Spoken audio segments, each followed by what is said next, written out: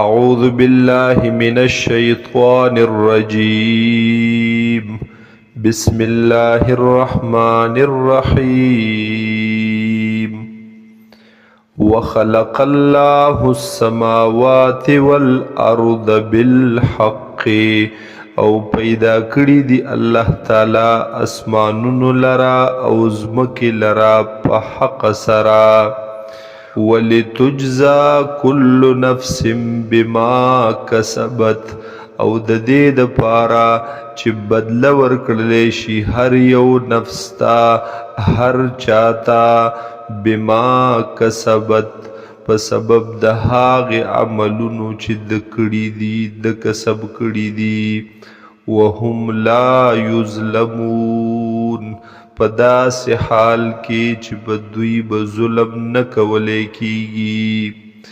افرأیت من اتخذ الهه هواه، آیا تا لیدلی دی هغې چا لره چې نیولی دی هغه معبود خپل خواهشاتو خپلو لره.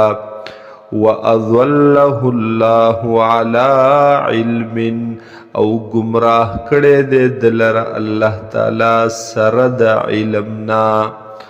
وختم علی سمعه وقلبه، او مهر لګولی الله تعالی په غوږونو د ده او په زړه د ده.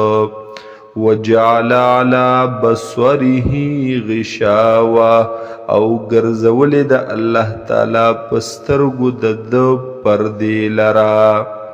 فمن يهديه من بعد الله، پس څوک به هدایت وکړي دته، څوک به لار وښایي دته سوا د الله نه.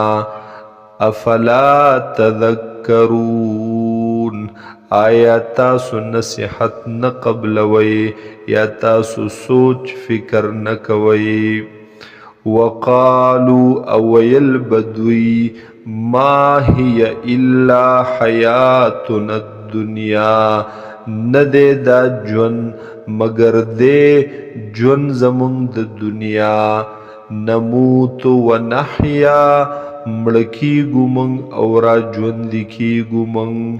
وما یهلکنا، او نمړکوی منگ لرا نهلاکوی منگ لرا الا الدهر، مگر زمانہ.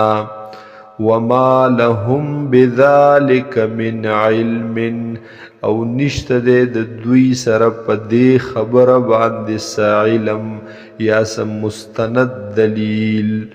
ان هم الا یظنون، ندی دوی مگر گمانونه کوي.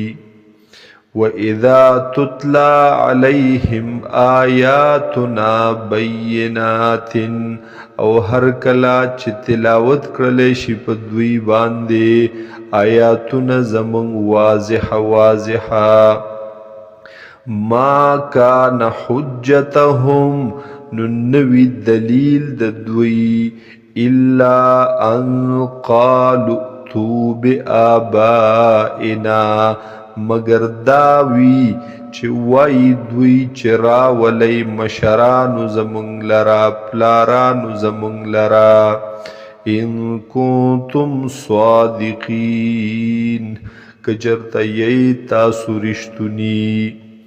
قل الله یحییکم، تورته ووایه اے حضور صلی الله علیه وسلم چې الله تعالی ژوند درکوي تاسو لرا.